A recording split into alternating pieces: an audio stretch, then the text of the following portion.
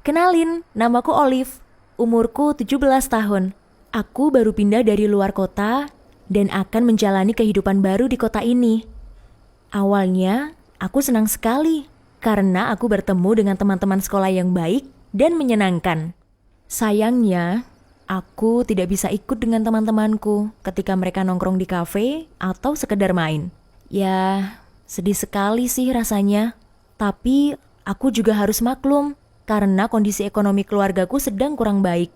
Selama sekolah, aku selalu melamar kerja part-time di berbagai tempat seperti kafe atau toko-toko agar mendapat uang tambahan. Tapi tidak ada satupun yang menerimaku. Aku sedih sekali, bahkan hampir putus asa. Sampai suatu hari, aku datang ke sebuah toko camilan dan snack yang tak jauh dari sekolahku.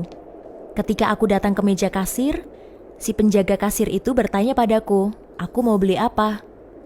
Lalu aku jawab kalau aku tidak ingin membeli apa-apa, melainkan aku menanyakan apa ada lowongan pekerjaan atau tidak. Tetapi penjaga kasir itu tidak menjawab pertanyaanku. Dia memintaku meninggalkan CV dan mungkin aku akan dihubungi beberapa hari lagi. Tepat 3 hari setelah aku datang ke toko itu, ada seseorang yang menelponku dan mengaku bahwa dia adalah pemilik toko camilan itu. Dan aku diterima untuk kerja part-time di sana. Aku senang sekali. Akhirnya, aku bisa bekerja dan akan mempunyai uang tambahan. Aku bisa ikut teman-temanku main dan nongkrong bareng mereka. Pada awalnya aku senang, karena aku di-training untuk kerja di toko itu. Aku belajar memasak berbagai snack, membungkusnya, mencuci piring, menata rak, mengoperasikan mesin kasir, melayani pembeli, dan lain-lain. Sampai pada akhirnya, ada sesuatu yang menurutku tidak beres. Setiap kali aku bekerja dan aku melakukan kesalahan sedikit, bosku langsung menampar bagian belakang tubuhku. Bahkan, dia tidak segan-segan untuk teriak di hadapanku. Bosku bilang kepadaku, "Makanya, kamu itu kerja yang benar. Jangan bikin kesalahan. Ini akibatnya kalau kamu bikin ulah." Aku merasa aneh, tapi mencoba menganggapnya hal yang biasa karena aku belum pernah kerja sebelumnya. Suatu hari, saat aku sedang bekerja, aku melihat bosku duduk di pojokan. Kemudian saat toko sepi memasuki jam tutup, bosku kembali memukulku. Aku tidak tahu apakah separah itukah kesalahan yang aku perbuat. Setiap hari, aku selalu berusaha melaksanakan pekerjaanku dengan baik dan sesuai prosedur. Aku tidak paham di mana letak kesalahanku. Hampir setiap hari bosku memukulku di bagian belakang. Aku menahan tangis dan tidak bisa berbuat apa-apa. Setiap aku pulang ke rumah, aku selalu mengurung diri di kamar. Aku menangis, merasa bodoh, sia-sia, dan aku tidak bisa menjelaskan betapa berantakannya perasaanku waktu itu. Beberapa bulan kemudian, bosku sudah jarang memukulku lagi. Tapi aku tetap merasa ketakutan setiap bekerja. Bahkan di sekolah, aku sangat jarang berbicara dengan siapapun. Aku menjadi sangat takut jika aku melakukan kesalahan. Aku menjadi sensitif. Setiap ada teman yang memegangku, walaupun hanya memegang tanganku, aku selalu teriak dan latah mengatakan, "Jangan sentuh aku." Melihat itu, tentunya teman-temanku sangat bingung dan bertanya kepadaku, "Ada apa? Apa yang terjadi denganku?" Aku ingin cerita ke mereka, tapi tidak bisa. Aku tidak ingin mengatakan bahwa aku ingin keluar dari pekerjaanku itu. Apa kata teman-temanku nanti kalau mereka tahu bahwa aku mengundurkan diri? Rasanya payah sekali diriku kalau sampai seperti itu. Aku kembali bekerja seperti biasa. Ketika aku sedang mencuci piring, tiba-tiba bosku datang dari belakang dan memelukku.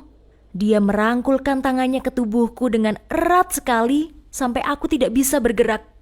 Aku tidak tahu lagi cobaan apa yang menghampiriku. Aku tidak bisa berkata apa-apa. Aku bahkan bisa merasakan tangan bosku semakin... Ya gitulah, kalian pasti tahu maksudku. Selain memukul tubuh bagian belakangku, bosku juga malah memainkan tangannya ke bagian yang... yaitu. Aku langsung teriak dan berkata, "Apa-apaan ini? Lepasin aku!" Bosku tidak merespon apapun. Dia justru bertindak semakin liar dan aku hanya bisa menangis. Diam dan sangat susah sekali untuk melawan. Aku teriak sekali lagi, "Hentikan! Aku tidak mau! Lepasin aku!" Aku sudah tidak tahan lagi. Aku merasa sangat kesakitan diperlakukan seperti ini oleh bosku. Aku menendang tubuh bosku sampai dia terjatuh. Aku tidak peduli. Aku langsung lari keluar dari toko dan pulang walaupun belum waktunya pulang. Aku menangis sepanjang perjalanan. Kenapa hal ini harus terjadi padaku? Setelah kejadian pada malam itu, bosku sudah tidak pernah melakukan hal aneh lagi kepadaku. Dia sudah tidak pernah menyentuhku lagi.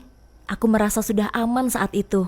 Karena aku juga menjaga jarak dan selalu bekerja di kasir atau menata makanan di rak saja.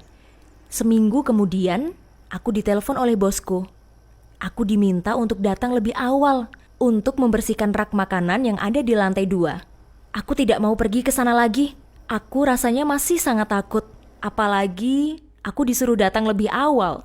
Yang artinya hanya akan ada aku dan bosku saja di toko itu.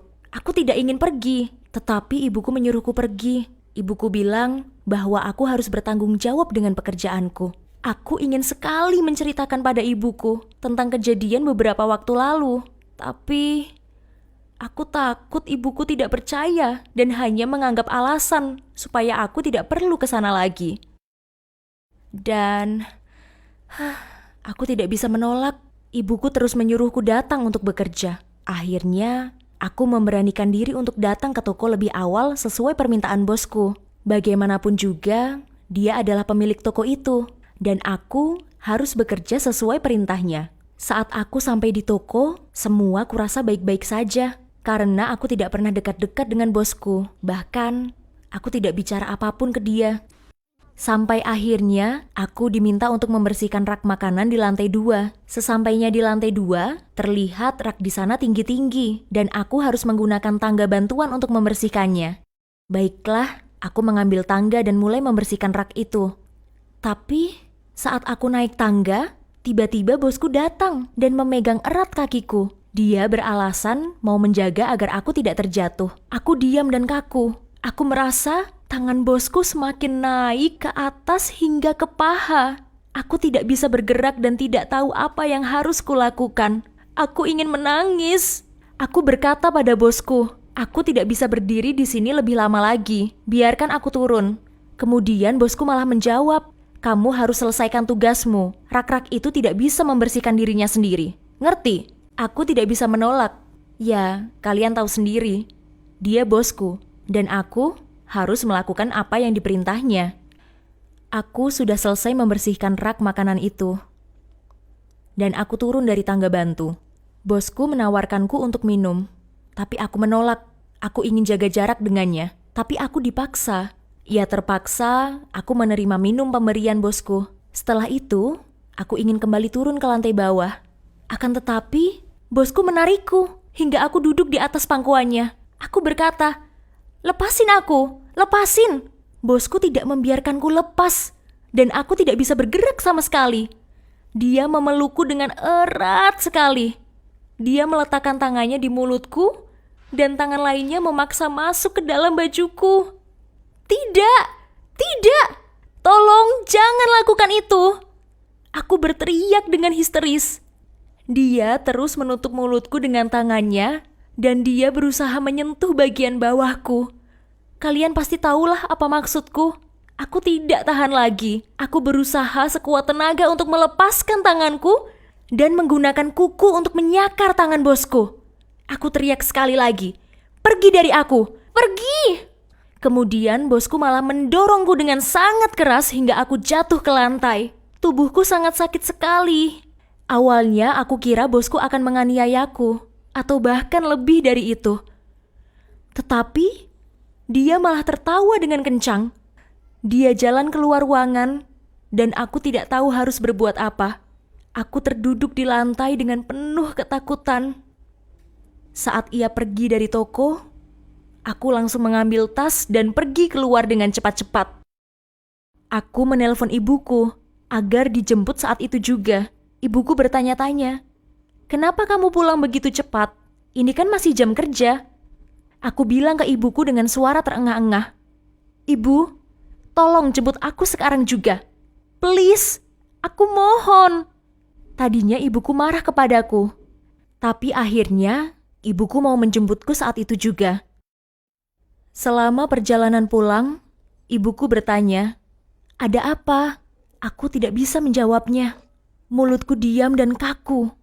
Sesampainya di rumah, aku mengurung diri di kamar semalaman dan menangis sejadi-jadinya. Aku mandi dan membersihkan diri. Rasanya tubuhku menyimpan banyak sekali rasa sakit. Aku bisa merasakan darah mengalir dari mulutku.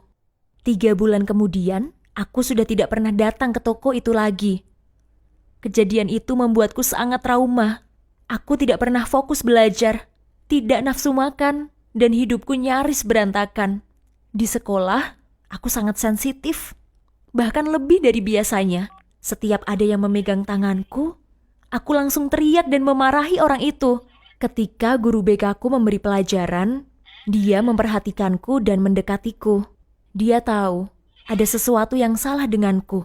Kemudian dia menawarkan kepadaku, "Kalau kamu ada masalah, cerita saja pada ibu." Aku merasa memang sudah tidak bisa memendam masalah ini sendirian. Aku butuh seseorang untuk berbagi ceritaku ini. Lalu aku datang ke ruang guru BK ku dan menceritakan semua kejadian dari awal aku bekerja hingga hari terakhirku bekerja di sana. Kemudian guruku terkejut dan tidak percaya itu semua. Guruku bilang ini semua bukanlah salahku. Guruku langsung menelpon ibuku dan bilang kalau aku mengalami depresi berat. Ibuku datang dan menangis. Ibuku memelukku dan meminta maaf. Selama ini tidak pernah memperhatikan aku sejauh itu. Setelah beberapa minggu menjalani terapi dengan guru BK ku, aku merasa lebih baik. Aku sudah tidak takut lagi bila ada orang yang menyentuh tanganku. Sekarang aku mulai kembali berkumpul bersama teman-temanku, menjalani sekolah dengan normal, dan sesekali aku jalan-jalan ke mall agar tidak stres. Akan tetapi, trauma itu tidak bisa hilang begitu saja. Kalau ada orang yang wajahnya mirip dengan bosku, aku kembali teringat kejadian itu. Tapi aku mencoba bangkit dan tidak pernah sekalipun datang atau lewat toko itu lagi. Guru BK ku bilang memang butuh waktu yang lama agar bisa kembali seperti semula sebelum kejadian. Akhirnya, aku sekarang menjalani hidup layaknya anak sekolah lainnya. Baiklah, kurasa sudah cukup ceritaku kali ini. Apa yang akan kalian lakukan kalau jadi aku?